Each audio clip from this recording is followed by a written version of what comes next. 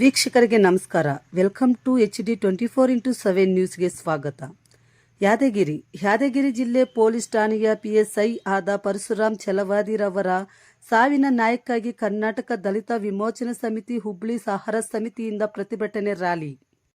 PSI Parashuram ಛಲವಾದಿ ಸಾವಿಗೆ ಕಾರಣವಾದ ಸರ್ಕಾರಕ್ಕೆ ಧಿಕ್ಕಾರವನ್ನು ತಿಳಿಸಿ ಯಾದಗಿರಿ ಶಾಸಕರಾದ ಚೆನ್ನಾರೆಡ್ಡಿ ಪಾಟೀಲ್ ಅನ್ನೂರು ಹಾಗೂ ಅವರ ಮಗ ಸನ್ನೇಗೌಡ ಅಲಿಯಾಸ್ ಪಂಪಗೌಡರವರನ್ನು ತಕ್ಷಣವೇ ಕಠಿಣ ಶಿಕ್ಷೆಗೆ ಗುರಿಪಡಿಸಲು ಒತ್ತಾಯಿಸಿ ಹುಬ್ಳಿಯಲ್ಲಿ ಬೃಹತ್ ಪ್ರತಿಭಟನಾ ರ್ಯಾಲಿ ನಡೆಸಿ ಶಾಸಕರಾದ ಚೆನ್ನಾರೆಡ್ಡಿ ಪಾಟೀಲ್ ತನ್ನೂರು ರವರ ಮಗ ಸನ್ನೇಗೌಡ ರವರ ದೃಷ್ಟಿಗೊಂಬೆಗಳನ್ನು ಹುಬ್ಬಳ್ಳಿ ಬಸವೇಶ್ವರ ಸರ್ಕಲ್ನಲ್ಲಿ ದಹನ ಮಾಡಿದ್ದಾರೆ. ನಿರಂತರ ಸುದ್ದಿಗಾಗಿ ಹುಬ್ಬಳ್ಳಿ ಧಾರವಾಡ ನ್ಯೂಸ್ ಅನ್ನು ವೀಕ್ಷಿಸಿ. News reporter Balu V, Hubballi.